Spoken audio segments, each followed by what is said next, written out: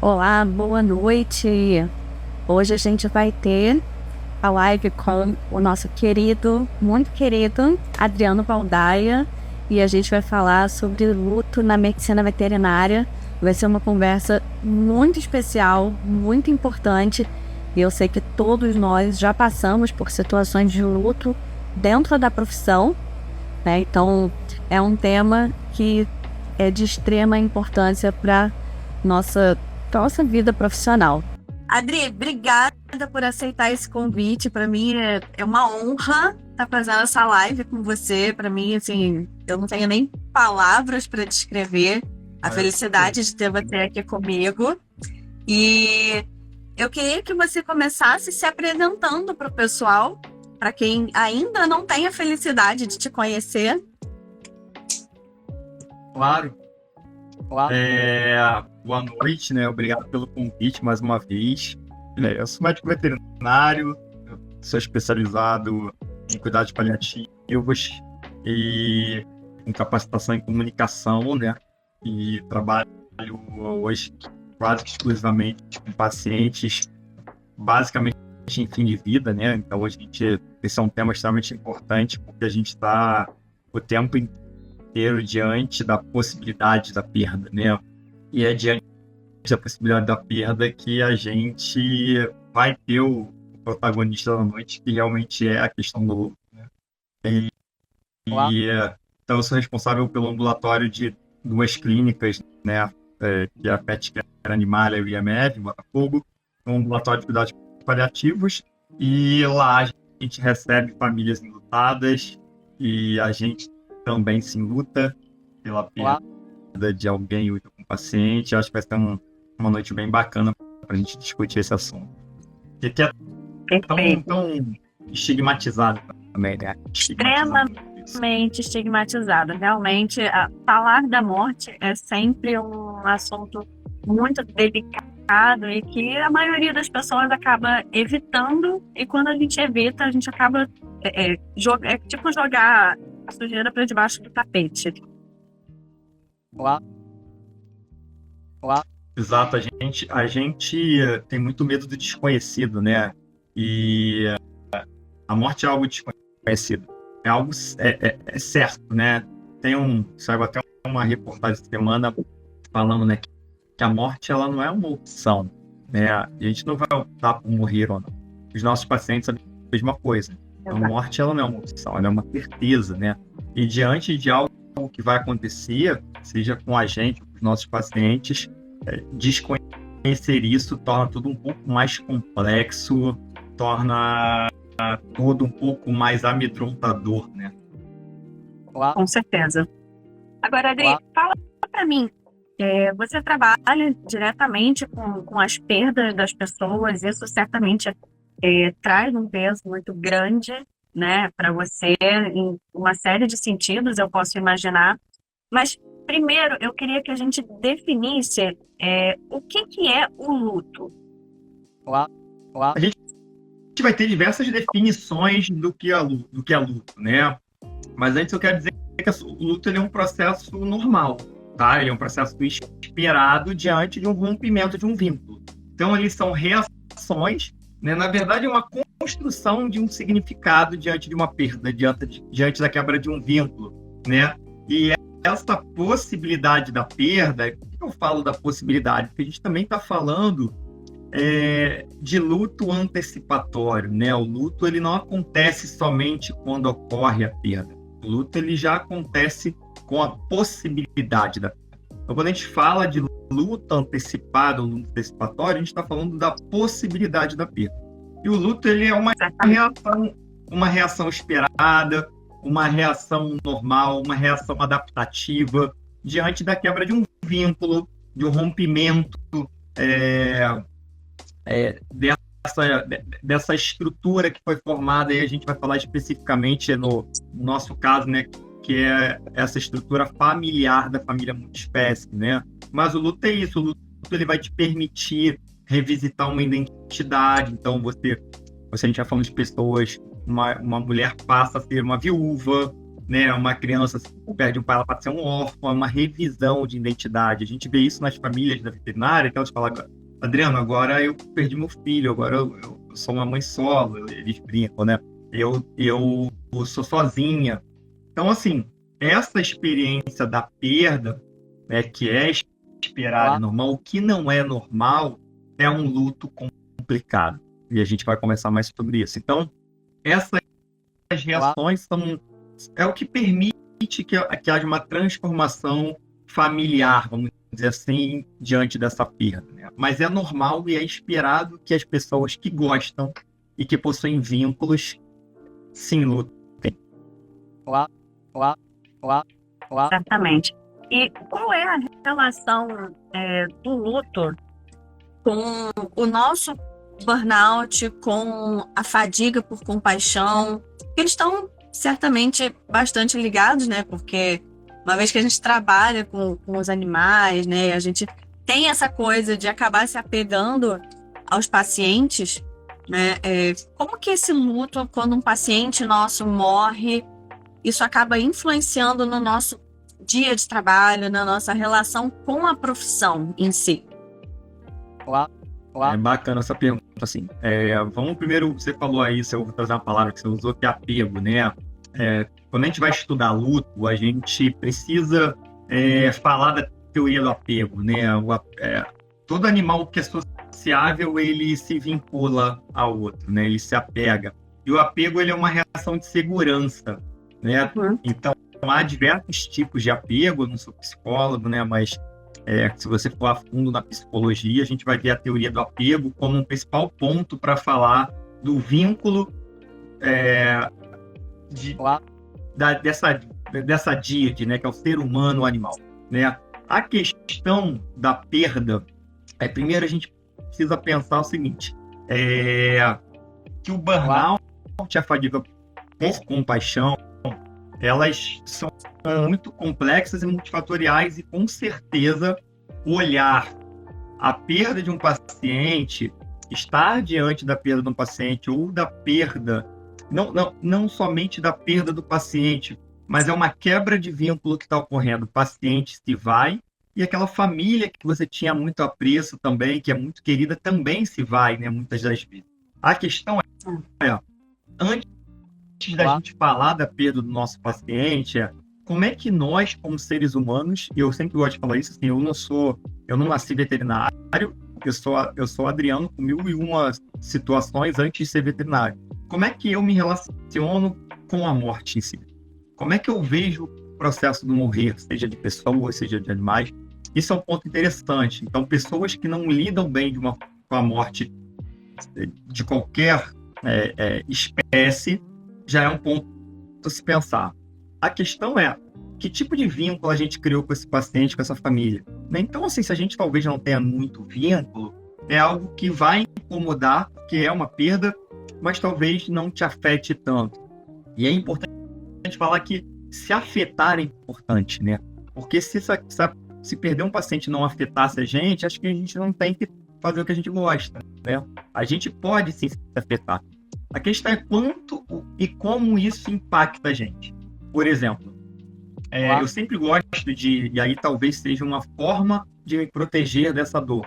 Eu sempre gosto de pensar que o protagonista dessa história é o paciente, a família dele, não sou eu. Outro ponto que eu penso não há dor maior do que o da família. A minha dor, ela não é maior do que da família, porque aquele vínculo não é meu. Eu posso sentir, eu posso me entristecer. Agora, sofrer como a família sofre, não acredito. Senão vem aqueles jargões, aqueles eufemismos que a gente gosta de falar assim, eu sinto muito. A gente não sente muito, porque aquela história, aquela biografia não foi escrita pela gente. Esse é um ponto que a gente precisa pensar, né? Qual o tipo de vínculo que a gente criou? A gente sente muito quando o paciente, se o cão for nosso, se o familiar for nosso. Agora, se o cão for do outro, a gente não sente como o outro. Essa é a verdade. E aí, quando a gente tem uns trabalhos, tem um trabalho super interessante, um artigo que foi publicado recentemente, fala que existem duas formas de cuidado, né?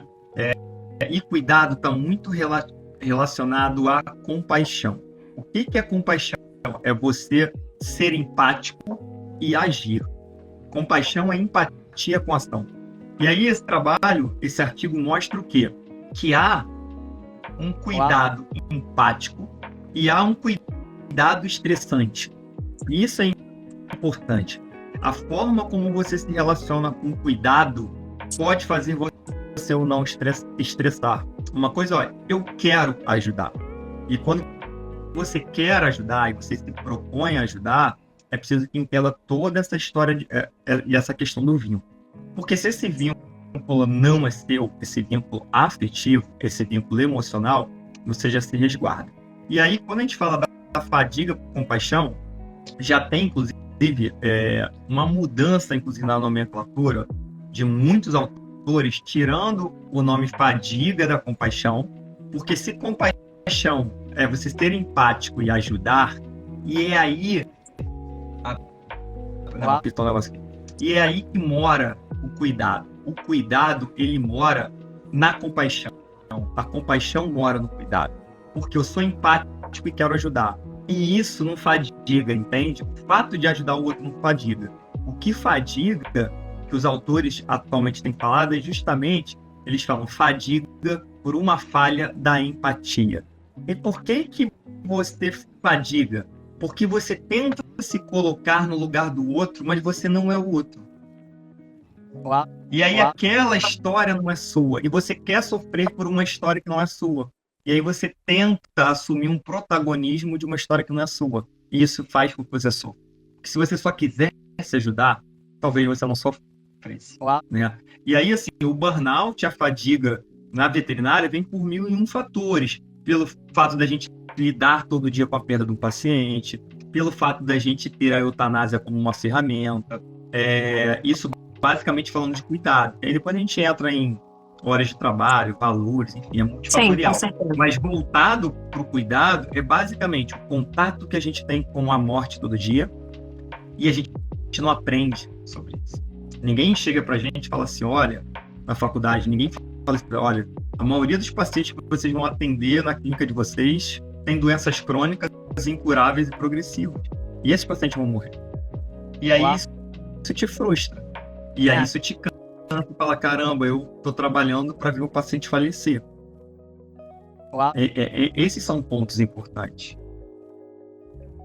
E aí eu entro até num outro ponto, né, que você falou dessa parte da empatia e tudo mais. E assim, às vezes a gente tem o nosso histórico de lutos pessoais, né? Vou te dar um exemplo pessoal.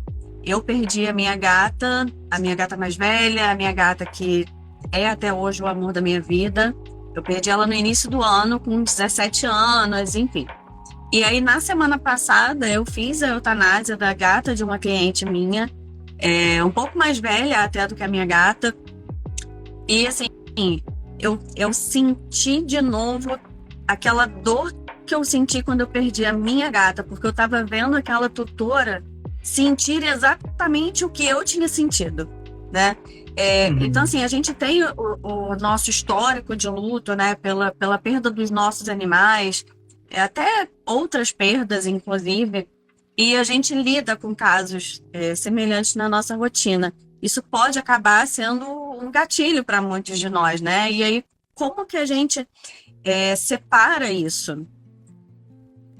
Então, um ponto importante... É possível separar, né? Eu acho que não dá para separar, sabe? Porque, assim, na verdade, como o luto, ele é um processo que ele não vai terminar. O luto, ele não termina. O luto, tem uma autora que chama Gabriela Caselato, que publica muito sobre o luto, ela fala isso. O luto, ele não termina, ele culmina num processo de elaboração. O que seria isso? Eu aprendo a conviver com essa sensação, com esse sentimento da vida. Eu aprendo a conviver. Só que haverá momentos na nossa vida em que o luto é como se ele tivesse ali adormecido dentro da gente, mas ele está ali.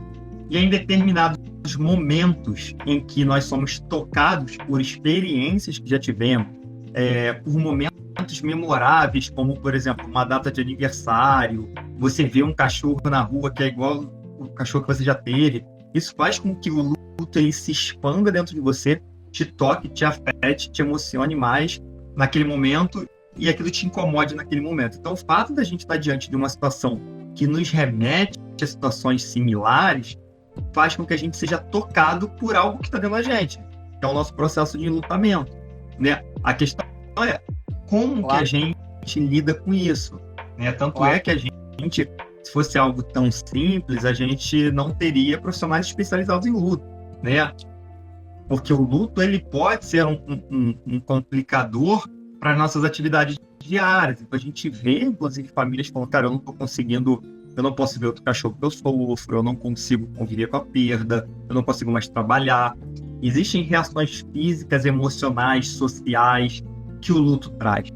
Então, isso é uma questão que realmente vai tocar a gente. A partir do momento que a gente se coloca numa posição, numa situação em que traga memórias de perda, a gente vai ser tocado, né? Então, isso é um ponto extremamente importante, porque nós, como veterinários, a gente precisa entender que diante da perda do outro, né? Diante da perda de um cão ou de um gato de uma família, a gente não é terapeuta, mas nosso papel ele é de acolhimento terapêutico, são duas coisas diferentes. E se eu não sou capaz de conseguir elaborar o meu próprio luto, às vezes num momento de enlutamento do outro, eu não consigo ajudar o outro numa elaboração de luto, né? Então é importante a gente entender o que é nosso, o que é da situação e o que é do outro, né? Mas é isso, toda vez que a gente se coloca numa situação dessa, isso é muito comum quando a gente atende, por exemplo, uma família que o cachorro está com câncer de mama e aí ele perdeu um parente que teve câncer de mama. É uma situação que traz à tona toda essa história da perda, né? E isso tem que ser validado. Eu acho que um ponto importante é validar a dor do outro, né? E esse acho que é o nosso, sim, se tem uma dica da gente primeira coisa é validar a dor do outro, a dor da perda do outro, porque aquela dor é só dele, só ele sabe o que ele está sentindo, eu não sou capaz. Talvez eu imagine, porque foi o que você falou, Hélio. Pô, Adriano, eu já vivi isso, foi uma situação muito similar. Então eu posso até imaginar como ela está se sentindo. Você estava imaginando como ela estava se sentindo. Você não poderia nunca sentir o que ela estava sentindo. Ou sentir o que ela estava sentindo. Mas como você estava numa situação muito similar, você já falou, caramba, talvez eu saiba como ela está se sentindo nesse momento. E aí você valida isso. Esse é o nosso papel como veterinário. É validar essa dor, sabe? E parar de ficar julgando a dor do outro diante da perda. Sim, e a gente às vezes, eu quando era estagiária, eu já passei por uma situação e na verdade esse foi um dos primeiros momentos que eu comecei a enxergar as coisas de uma forma diferente. Foi quando um cachorrinho morreu na clínica que eu tava e a veterinária olhou pra tutora e falou, seu cachorro morreu. Tipo, sabe, não houve um cuidado, não houve um mínimo assim de sabe, foi uma coisa fria, tipo, ela simplesmente falou, a moça, coitada, ela passou mal, né, quando ela soube, precisou ser socorrida, enfim, acho que a pressão dela caiu, foi alguma coisa assim.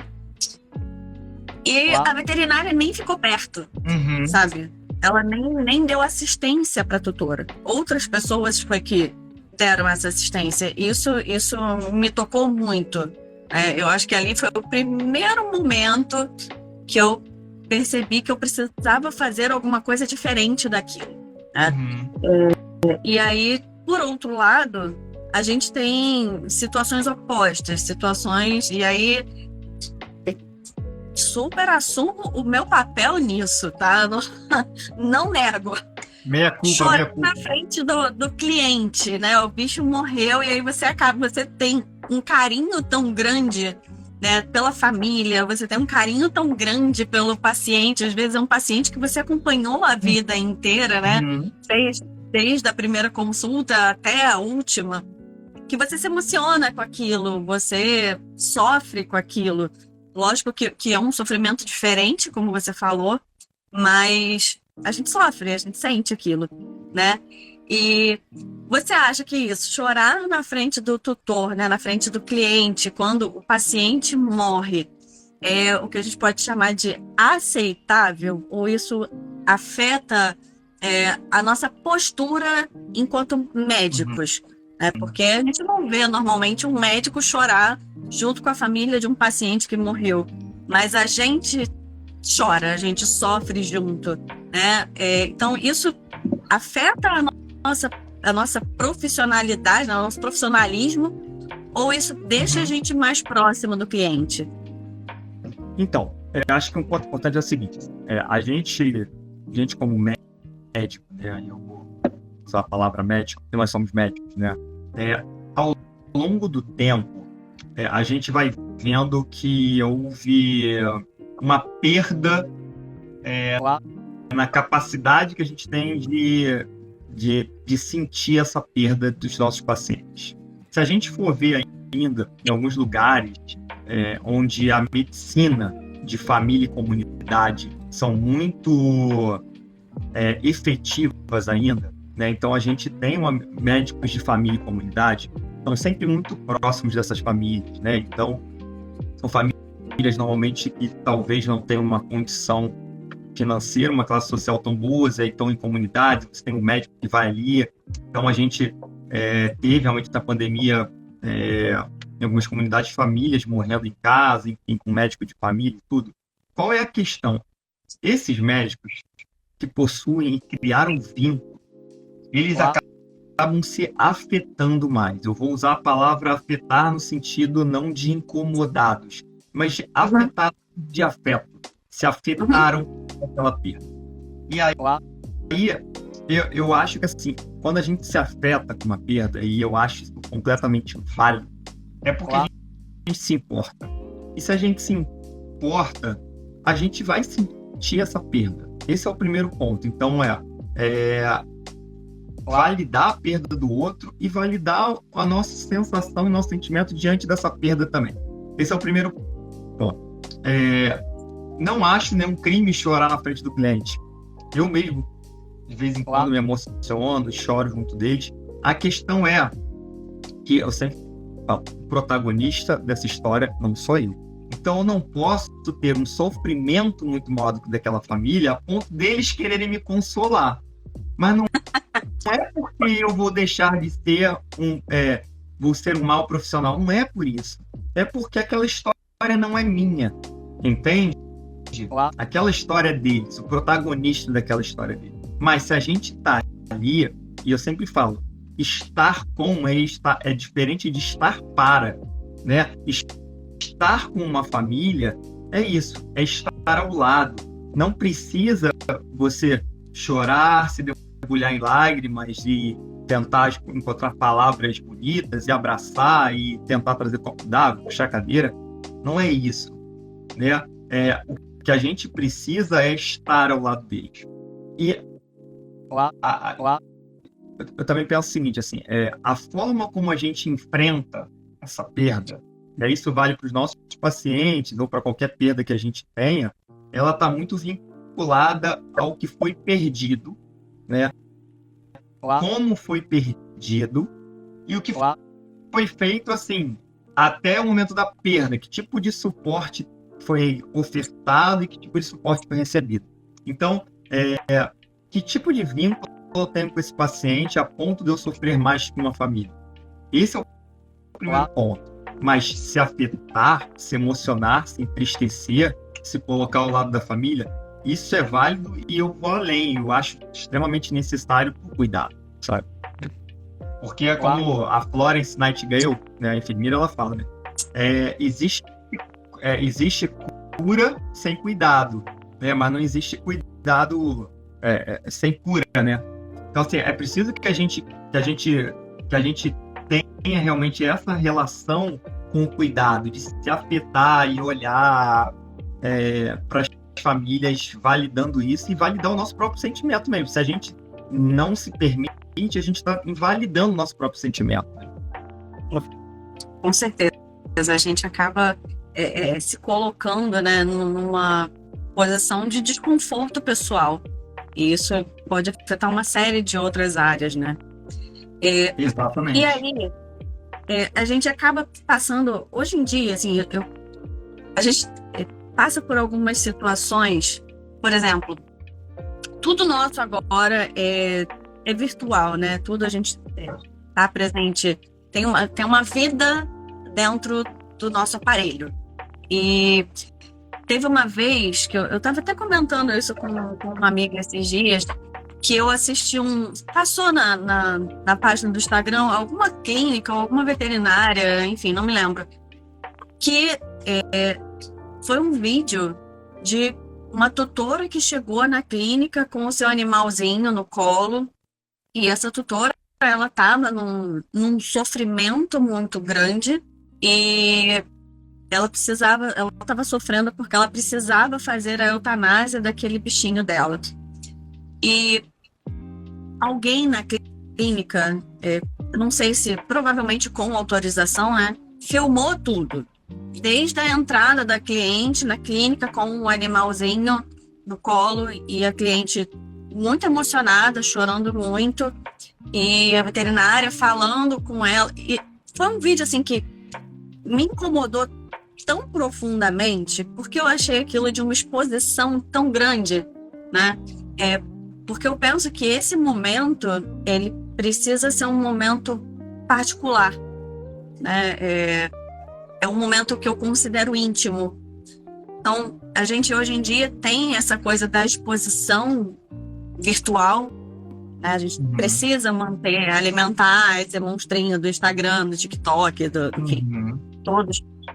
Eu acho que a gente está começando a ultrapassar, talvez, algumas barreiras, né? E eu fiz também uma caixinha de perguntas aqui no Instagram, perguntando como que os veterinários lidavam com esse luto, né, da perda dos pacientes. E muitos deles disseram que precisavam de um momento para si, né? Precisavam ficar um pouco sozinhos, um pouco em silêncio.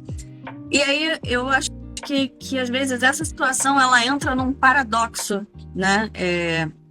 Como que você está vendo isso? Porque você lida diretamente com o cuidado, né? Você não fica expondo os seus clientes, os seus pacientes. Como que você vê essa interseção de você ter uma vida pública, né, na internet, na sua página no Instagram, você divulga muito o seu trabalho, é muito bonito esse trabalho seu, e ao mesmo tempo a gente ter esse limite, né? Como que você orienta os veterinários também a terem esse limite e respeitar esse momento do tutor? Assim, vamos voltar na situação aí. Eu acho que o combinado não sai caro. Assim, se a pessoa estava filmando, a outra permitiu, e estava tudo combinado, ok. Acho que a minha preocupação seria no momento posterior à perda. E aquilo, assim, o momento, existe o processo da morte em si, né? Que é aquele momento ali do paciente falecendo, e existe um pós-morte, né? Como que seria para essa família se ver naquela posição? Uma coisa é no momento, outra coisa é depois. Tipo, deixa eu abrir aqui o Instagram e vou ver um vídeo meu chorando que meu cachorro está sendo eutanasiado, e aí aquilo ali pode realmente trazer algum fator complicador do luto. Esse é o primeiro ponto. Mas se eles combinaram, eu acho que a nossa maior preocupação, que deve ter, tanto para a gente, como o médico, quanto para as famílias, o pós-morte. Seja ele por eutanásia, seja por uma morte natural. A questão ninguém, nem nós, nem nenhum familiar vai estar preparado para perder quem a gente ama. Esse é o primeiro ponto. Então, tentar preparar não existe. O que existe é começar a ter um pouco menos de medo do que é desconhecido. E para isso, precisa-se de um acompanhamento contínuo. O fato do veterinário ter que virar uma chave, a questão é essa, né? Você talvez fez eutanásia, ou você presenciou a morte do paciente, ou comunicou uma notícia de óbito, tudo automaticamente ali, um minuto, você tem que virar uma chave, talvez você tenha que entrar num outro atendimento, e que é um atendimento de um filhote. A questão é que já aconteceu comigo, inclusive. a gente não se prepara para lidar com essa mudança de chave, né? E aí entram métodos, né, de descompressão. Então, por exemplo, você ter grupos dentro da sua clínica que te auxiliem, psicólogos, como a gente já tem hoje em algumas clínicas para te auxiliarem.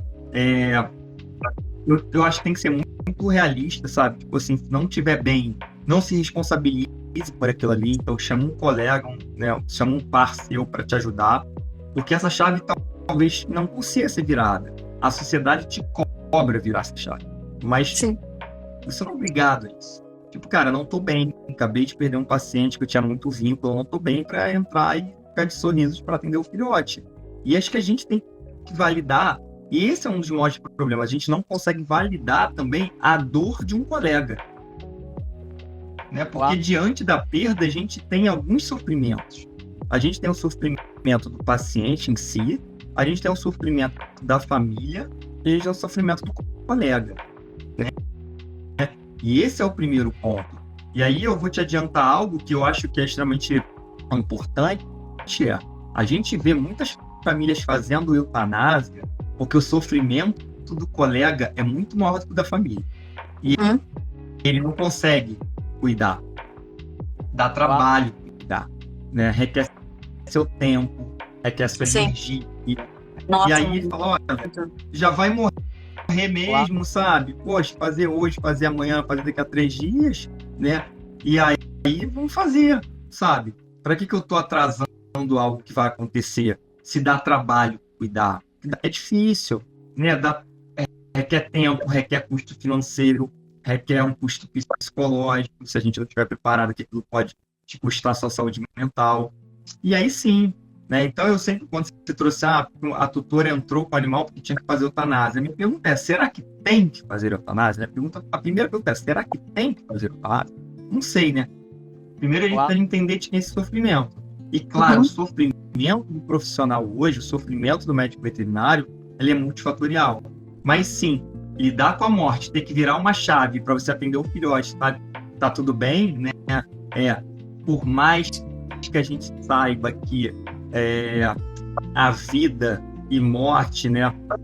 O nascimento e a morte não são contrários, né?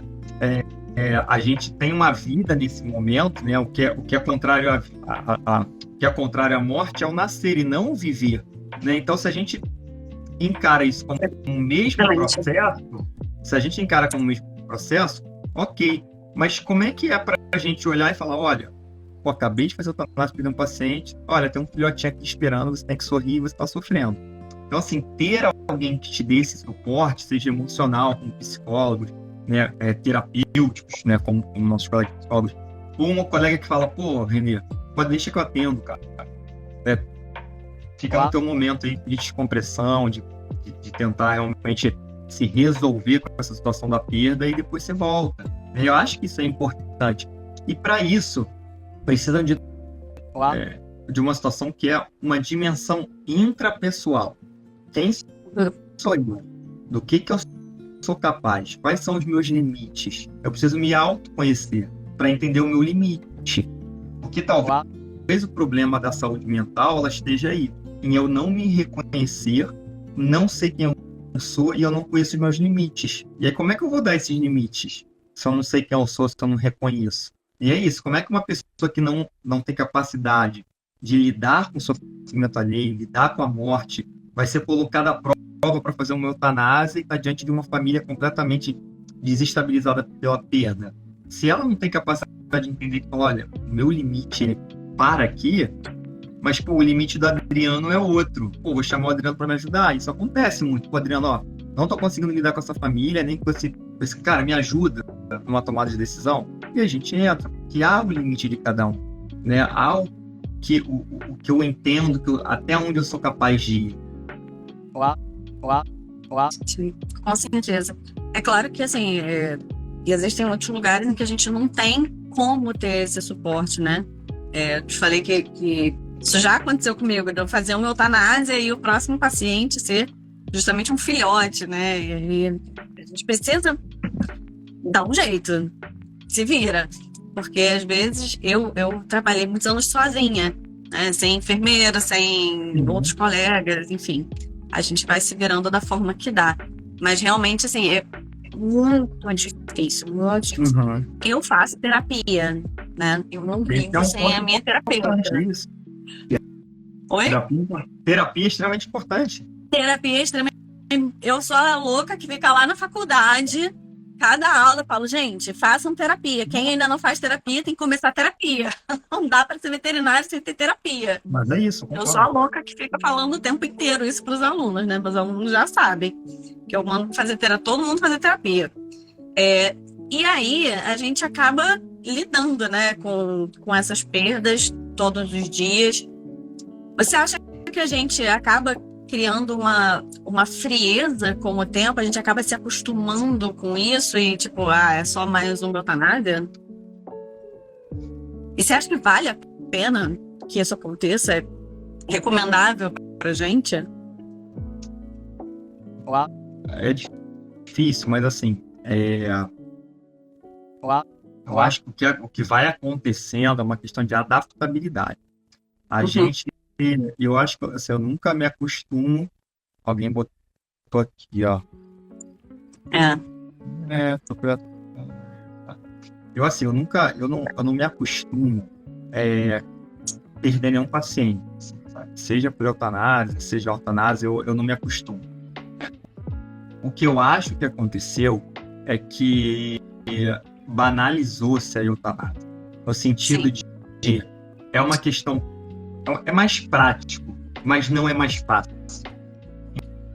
Então, a partir do momento que você tem uma ferramenta que antecipa todo o processo da morte sem que você tenha que vivenciar aqueles últimos dias, o fim de vida do paciente, porque eu sempre falo assim, não há, o que a gente faz é tentar aliviar o sofrimento, mas não há como falar, olha, vai morrer sem algum grau de sofrimento, porque senão ninguém morria, né? Se ninguém tivesse adoecido, né, fragilizado, com a sua funcionalidade em declínio, ninguém morre.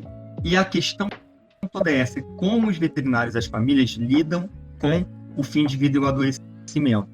Então, como eu falei, dá trabalho, tem custo, há um sofrimento físico e emocional de todo mundo, e aí você tem uma ferramenta que ela é prática. Ela não é mais fácil, mas ela é mais prática, é a eutanásia. Ela é mais prática. E aí ali você, caramba, interrompe aquilo ali, o sofrimento físico do paciente acabou, a família, se a gente não tiver nenhuma sensibilidade, a família que se vire com o sentimento dela, e ninguém vai me ligar mais, né, qualquer hora da noite, não vai me dar mais trabalho, e tá tudo bem. E aí talvez a gente precise pensar, isso não é concreto, mas que a banalização da eutanásia talvez venha por uma complexidade que é cuidar desses pacientes. E aí eu não acho que a gente tenha que ser frio, e se realmente alguém está, vamos dizer assim, indiferente, se alguém ficou indiferente numa situação como essa, acho que precisa repensar, né? E aí você pode ser veterinário de várias formas, você pode só ler lâmina, pode fazer um exame de imagem, não necessariamente você vai lidar com a perda o tempo inteiro, né? Porque é isso, é se conhecer. Então eu já dei curso de cuidado paliativo que a pessoa foi fazer e falou, Adriano, eu não tenho capacidade de lidar com isso. Tá tudo bem, eu não quero, acho bacana, acho que é uma visão maravilhosa, mas cara, eu não vou conseguir lidar, né? Então, por exemplo, ontem mesmo, um paciente meu entrou no processo ativo da morte e eu tô desde ontem com eles orientando passo a passo de como é que ia morrer, o que poderia acontecer, o que queria fazer, né? Quais os sinais que a morte poderia apresentar ou não, mas dá trabalho. Essa é a questão, dá trabalho. E aí a pessoa banaliza a eutanásia E aí a gente começa a pensar nas complicações da eutanásia. Então, por exemplo, hoje, a gente sabe que 80% é um trabalho americano, não é dado brasileiro. 80% das famílias que fazem eutanásia, elas não querem voltar ao hospital veterinário. Elas não voltam. Caramba! 80% elas não voltam ao hospital veterinário. Né? A gente tem pelo menos 30% de famílias que fizeram eutanásia vivem lutos complicados. E o que eu falo de luto complicado? Sintomas depressivos, ideações suicidas, pessoas que não conseguem mais conviver em sociedade, pessoas que verbalizam que assassinaram seus próprios animais, pessoas que verbalizam que olham as mãos e veem as mãos sujas de sangue diariamente. Então, assim, a eutanásia ele é mais prática. E por que é importante a gente entender isso tudo, né? Eu estava conversando ontem com uma professora, é uma referência em luto no Brasil, né? Que é a Érica Palutino. E a gente ficou muito feliz de ter, no ano que passou, uma sala no Congresso Brasileiro de Luto. Então, a gente teve uma sala só de veterinários, onde a gente trazia cases e comentava que o nosso papel diante da possibilidade da perda de um paciente é de olhar aquela família e também entender o que pode ser melhor para eles. Porque a família ela vai sempre ser uma unidade de cuidado. Imagina, eu vou, por mim, faço ali a eutanásia e aquela família sai dali e a pessoa toma um remédio para se suicidar por um impacto que aquilo teve. O meu papel é olhar e tentar, no mínimo, perceber como seria a perda desse paciente para essa família. Quais os desejos dela? Como seria uma morte natural? Como seria uma morte por eutanásia? Como seria se o paciente estivesse internado esperando o momento de morrer com a pessoa indo visitar? Esse é um papel do paliativista, olhar e falar, caramba, o que faz sentido para essa família? E fazer sentido também precisa fazer sentido para ela, não somente da situação do paciente, entende? Uhum. Realmente, esses momentos finais são sempre muito delicados, né? São sempre muito, muito sofridos. Eu fico sempre muito tocada, na verdade, né? Com esses momentos finais. Eu não sou paliativista, a gente conversou naquela primeira vez, né, na palestra lá da Rural. Eu não sei se eu conseguiria ser paliativista, mas eu tento sempre pensar dessa maneira, né, nos meus atendimentos. Eu tento sempre enxergar o outro lado, porque eu acho que existem as visões. A gente às vezes não se esforça para ver o outro lado, né? E muitas vezes porque a gente não se sente visto também, a gente não se sente cuidado também, né? A verdade é que a gente acaba refletindo. Cuidados, Não é? Quem cuida da gente, né? A gente cuida dos outros, mas quem cuida da gente. Quem cuida de quem cuida. A gente passa muito por isso e às vezes a gente acaba refletindo isso. E uma coisa que eu tento sempre orientar os meus alunos lá na faculdade, que vira e mexe surge, né, essa questão da eutanásia, eles perguntam, eu falo, olha, gente, na minha visão, a eutanásia precisa ser, não pode ser um escape, né? Não pode ser assim, vou fazer como você falou, né? Banalizar a eutanásia. E precisa ser uma coisa assim, que você olha, para mim é assim, você olha realmente, esse animal, ele tá num sofrimento muito grande e não tem mais, eu já tô fazendo tudo o que é possível para manter o mínimo de qualidade de vida para esse animal, para ele não estar em sofrimento, e ele está além do que é possível fazer nesse momento. E aí tem todas as questões familiares, né, questão financeira, tudo aquilo que você sabe. Mas uma coisa que eu sempre falo para eles é: vocês não são obrigados a fazer uma eutanásia. E eu acho que isso é importantíssimo, porque eles às vezes acham que são, né? Que uma vez que eles se formam médicos veterinários, eles vão necessariamente ter que fazer eutanásia em algum momento. E eu falo para eles: não, vocês não são. Se vocês não concordam, se vocês não se sentem prontos, se vocês acham que não é o momento, você não é obrigado a fazer.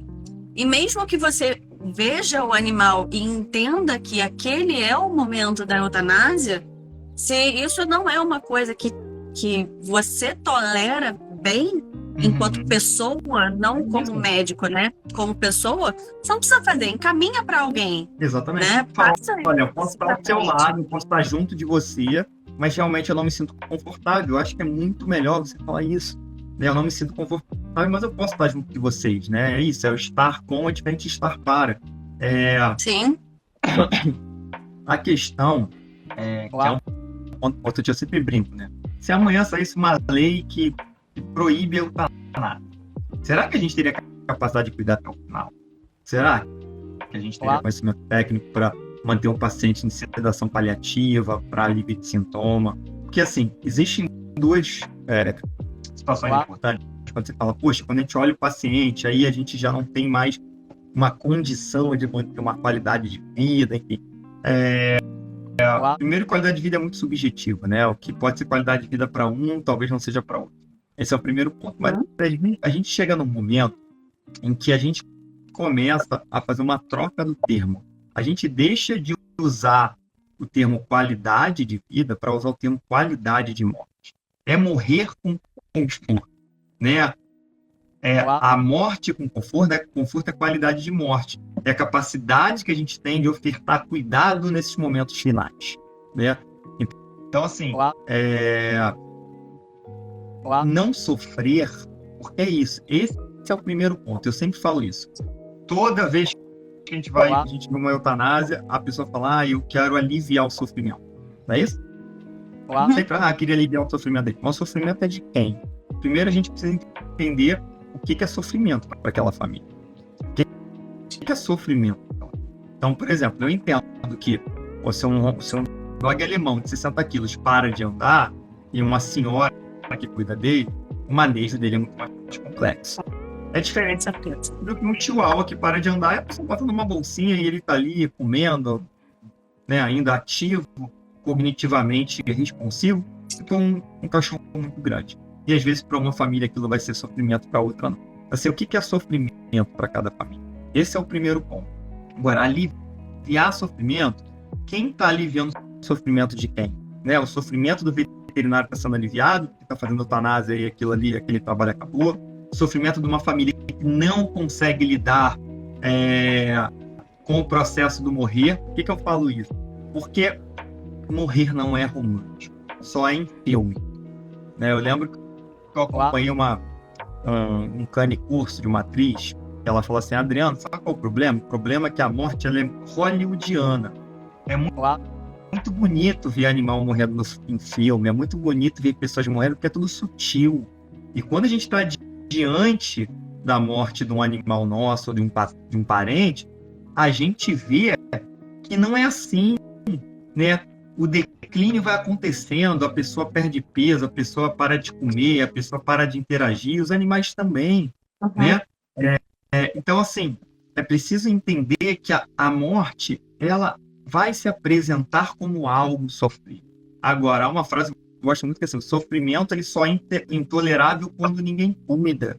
Né? Agora, vamos entender o que é pertinente ao fim de vida e o que é controlável. Né? Então, isso é importante a gente pensar. Alguém perguntou aqui, qual a sugestão de vocês sobre como lidar caso a pessoa se ofenda por você querer encaminhar o paciente para outra pessoa? Na verdade, às vezes você não precisa nem encaminhar, você vai chamar um outro colega que trabalha com você e passa, e você vai estar ao lado dela. Né? E o que eu acho, se a gente não pode colocar a nossa saúde mental em risco para satisfazer o outro. A gente não pode adoecer em função do outro. Né? Então, é um direito nosso não querer fazer eutanásia. E aí, o problema é só nosso do porquê não querer. Né? Então, assim, eu acho que quando a comunicação ela é efetiva, ela é uma comunicação empática, compassiva, e quando você já tem um vínculo com aquela família, e às vezes é isso, você não vai querer fazer, principalmente quando você tem um vínculo grande. Fala, caramba, eu não gostaria, mas eu gostaria de estar aqui junto, mas talvez eu não quisesse praticar o ato. Eu vou chamar um colega e eu tô aqui com vocês. Eu acho que ser justo e verdadeiro nesse momento é a melhor opção, sabe? Essa paciente que eu te falei que eu fiz a eutanásia na semana passada, ela ficou muito mal. Ela já tinha 20 anos, né? Já era uma gatinha de 20 anos. E ela teve uma decaída muito grande e muito rápido. E a tutora, a gente conversou muito, né? Ela fez a opção pela eutanásia. E aí, no dia que eu fui na casa dela para fazer a eutanásia, eu vou te falar, foi uma cena que me emocionou muito, muito profundamente, porque ela se despediu da gata, aí o filho dela se despediu da gata. E quando ele saiu do quarto e ela foi atrás dele, né? Porque ele saiu muito choroso, ele ficou muito, muito abalado. Adriano, eu nunca vi aquilo. A gata, ela tava praticamente responsiva, sabe? Ela não tinha interação nenhuma com o ambiente, ela não levantava a cabeça, e a gata, ela simplesmente levantou e foi atrás deles, e foi comer. Ela sentou e comeu. Ela não estava comendo. E aí ela comeu. Eu olhei pra tutora e falei, eu não vou fazer eutanásia dessa gata. Essa possibilidade acabou de não existir mais. E aí, beleza, fui embora. Passou mais um dia ou 2 dias e ela voltou a ficar do mesmo jeito que ela estava. E ela estava produzindo líquido abdominal, né? Então ela foi numa clínica para drenar aquele líquido e a gata voltou a ficar responsiva. E aí ela decaiu mesmo. Aí o veterinário que atendeu ela para fazer essa drenagem falou sobre a possibilidade da eutanásia. E aí ela me ligou, falou, ele tá falando, não sei o quê. Eu falei, olha, eu entendo que talvez seja realmente o momento dela, mas se você puder esperar até amanhã, se você achar que ela aguenta esperar até amanhã e você aguenta esperar até amanhã, eu prefiro que seja eu. Eu prefiro estar aí do seu lado. Eu não quero que você, sabe, faça isso com uma outra pessoa que nunca te viu, que nunca viu tua gata, não conhece a sua gata. Deixa eu quero estar com você. E aí foi o que a gente fez. No dia seguinte eu fui lá.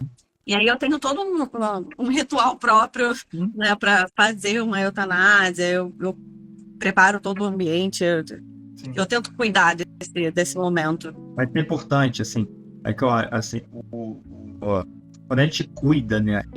Vou usar a palavra assim, quando a gente cuida de alguém ou de um ser, né?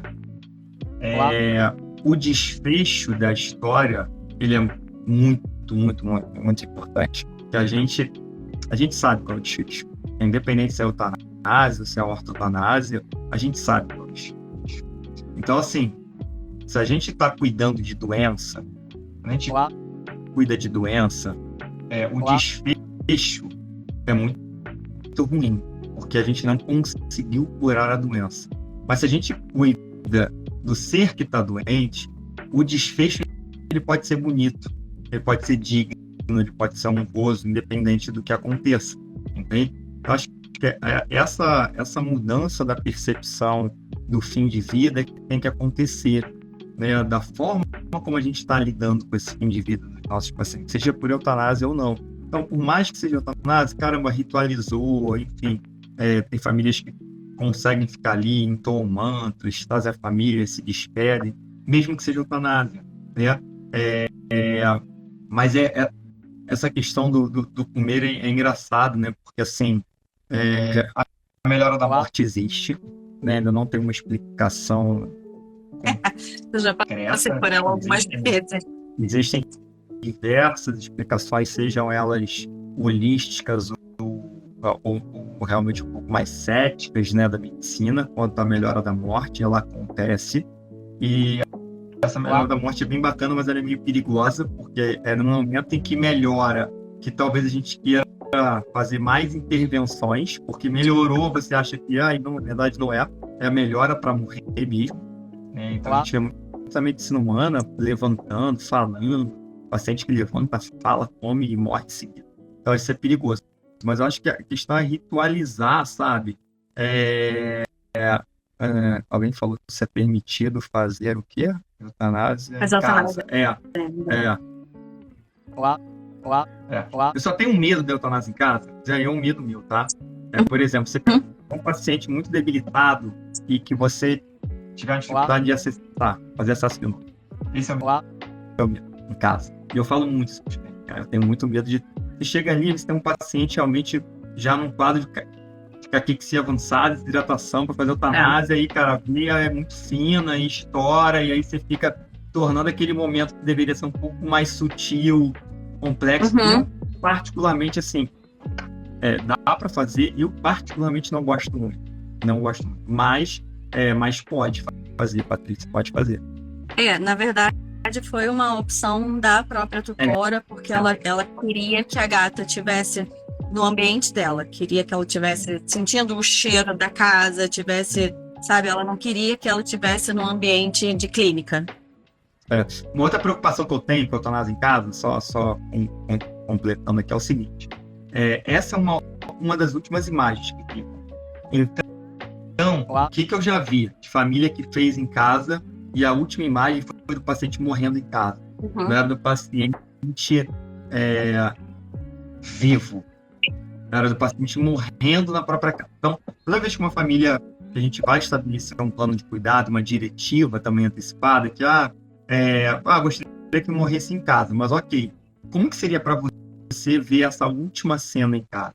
Porque assim, é toda uma situação, você faz eutanásia, o paciente morre, ou você vai levar o corpo para algum lugar, ou vai ter que esperar o crematório, buscar. Então, há toda uma situação envolvida em fazer em casa. Então, como é que é para a família ter essa situação? Vocês falam, para a gente tá tudo bem, beleza.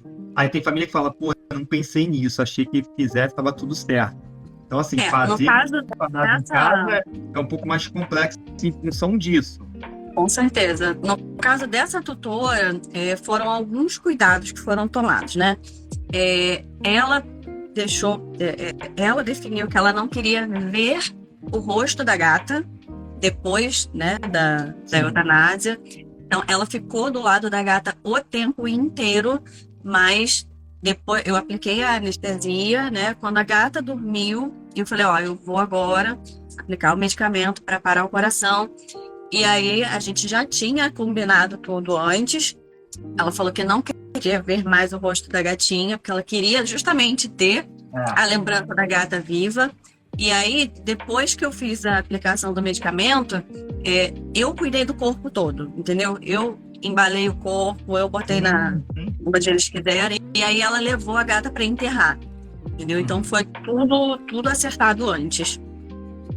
Mas é exatamente isso, assim. O que faz sentido para aquela família? Se faz sentido, olha, a gente já explicou todas as possibilidades. Faz sentido para eles fazer a eutanásia em casa e a família ter essa última imagem em casa do paciente falecendo, tá tudo tranquilo, tá tudo bem, ok, não tem problema nenhum. A questão é que, às vezes, a coisa tá tão no automático que a gente acaba não se importando como é que será o pós-eutanásia. E esse é o mais complicado. Então, tem famílias que fazem e falam, caraca, toda vez que eu passo na sala, fico vendo o cachorro morto ali na sala da eutanásia. Pô, se eu soubesse, eu teria feito na clínica, porque agora essa imagem ficou. Então, assim, isso é extremamente importante. É entender o quão complexo é além de aplicar uma medicação. Né? Há uma dimensão social e emocional envolvida nisso tudo que precisa ser contemplada no nosso atendimento, sabe? Senão a gente acaba sendo iatrogênico no que a gente está fazendo. E aí o desfecho é ruim, sabe? Sim, com certeza. Adri, nosso tempo está acabando, mas a gente tem mais uma perguntinha aqui. A melhora da morte é algo considerado comprovado cientificamente? Existe uma explicação do porquê isso acontece? Que ela falou que já aconteceu com os animais e familiares algumas vezes. Então, assim, a luz da medicina, né, uma coisa mais cética, assim, é como se fosse uma última descarga hormonal que o teu corpo tem de que, olha, precisa funcionar da melhor forma nesses momentos finais, né? O que vai de encontro para uma teoria oriental, né, os orientais, a medicina tradicional chinesa, eles encaram a morte como uma perda progressiva dos 4 elementos que nos compõem, que é água, ar, terra e fogo. E o fogo seria o penúltimo elemento, né, que é o momento em que o corpo fala, olha, eu preciso trabalhar da melhor forma possível. Eu preciso fazer o que eu vim fazer aqui. As células têm uma inteligência própria, então eu preciso usar todo esse meu elemento para reaquecer esse corpo e ele voltar a funcionar antes de morrer. Né? Porque o último elemento, pela medicina oriental, a ser perdido é o elemento ar, né? Que é o suspiro final. Então, assim, a melhora da morte acontece, existe. Todo paciente vai ter, não, né? Mas a gente precisa também orientar as famílias, porque às vezes é isso, o paciente melhora e o paciente estava ali no estado semicomatoso, levanta, come, a pessoa dá alta e o paciente morre em casa. E a pessoa fica sem entender. Então isso existe, é muito comum. O próprio Paulo Gustavo, do Covid, né, ele é estubado, ele conversa, fala e tal, e morre depois. Então, assim, há essa possibilidade, isso precisa também estar contemplado no nosso atendimento. Você fala, olha, pode haver essa melhora do paciente, porque um ponto sensível para as famílias na medicina veterinária, que eu entendo, é o fato da alimentação. E se esse paciente ele levanta, come, a pessoa fala, opa, melhorou, vai melhorar, e aí ele morre. Então, assim, isso precisa ser orientado também.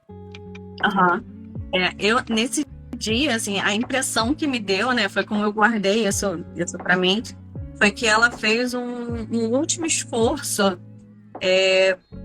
eu acho até que mais pelo filho, sabe, pelo filho da tutora, porque foi depois que ele foi lá se despedir dela, a impressão que eu tive foi que ela não queria que ele visse, sabe, que ele presenciasse aquela perda, enfim, eu levei isso para um lado mais emocional, assim.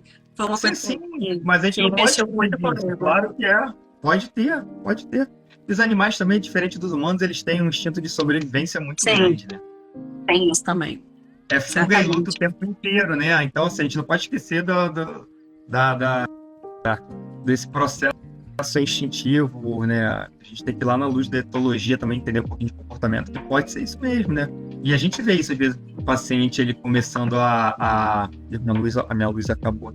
O paciente começando a ficar escondido, né? O paciente se esconde. Então, isso acontece também, né? Então, eu sou ligar a luz aqui. Isso acontece. Então, a gente precisa olhar todos esses aspectos também de comportamentais mesmo. Então, uma questão de comportamento. É um assunto que a gente poderia ficar aqui. A gente está falando horas aqui. Com certeza. Mas o nosso tempo já encerrou, então antes que o Instagram expulse a gente, Adri, mais uma vez, muito, muito, muito obrigada pela sua disponibilidade, por ter estado aqui essa hora. Sabe que eu adoro, é um assunto que desde a primeira vez que eu assisti uma palestra sua me intriga, me encanta, eu realmente adoro. Para a gente fechar, eu queria que você desse algum conselho, alguma dica para os colegas que estão assistindo a gente e passe onde eles podem te encontrar nas redes, os poucos que ainda não te seguem. Fala pra gente. Eu acho que o primeiro ponto é a gente mudar a nossa percepção de cuidado, né, de uma medicina voltada para a doença para uma medicina voltada para o doente. Né? A gente não trata a doença, a gente trata corpos que adoecem. Acho que a partir do momento que a gente entende isso, entende que o cuidado ele é multidimensional e não somente avaliar exames e passar medicamentos, acho que isso vai melhorar muito. Né? Então, minha rede social é o Paliavet, né, que é assim que eu estou falando. Para quem se interessar, no começo de junho eu vou fazer um curso introdutório de cuidados paliativos. Ele é um curso para não paliativistas, para a gente entender um pouco da filosofia. A gente vai falar de comunicação de notícias, a gente vai falar um pouco de reações do luto, a gente vai falar principais sintomas de fim de vida e o que a gente ainda vem fazendo de errado, principalmente no fim de vida. Vai ser dia 1º e 2 de junho, ou 2 e 3, eu vou divulgar nas minhas redes. E vai ser bem bacana. Aguarda a minha vaga. É bem bacana. E aí, exatamente isso, é para um atendimento primário, né, para não paliativistas, especialistas clínicos, para a gente mudar um pouco o nosso olhar em relação ao cuidado mesmo e começar a melhorar a nossa comunicação diante desse processo todo da finitude. Perfeito, maravilhoso. Adri, mais uma vez, muito obrigada. Agradeço, Foi obrigado. maravilhosa essa conversa. Gente, sigam o Adriano. Se vocês ainda não seguem, não percam tempo. Pelo amor de Deus, o Adriano é um dos melhores que a gente tem na veterinária. Eu sou esforçado. Mas é maravilhoso, né? Sem modéstia. Perfeito demais. Eu certamente vou fazer esse curso. Nossa, já vou guardar na agenda. E, gente, mês que vem a gente vai conversar com o Dr. Pedro Fernandes sobre o início da carreira dos médicos veterinários, as dificuldades dos recém-formados. Não percam, na última sexta-feira de abril, nesse mesmo horário, às 8h30. E boa Páscoa para todo mundo. Boa Páscoa, Adri. Dá um beijo. Para vocês também. Aproveitem junto da família de vocês. Um beijo. E qualquer coisa me chama aí no inbox que a gente troca uma ideia. Com certeza. Um beijo, pessoal. Beijo, Obrigada gente, por estar com a tchau. gente.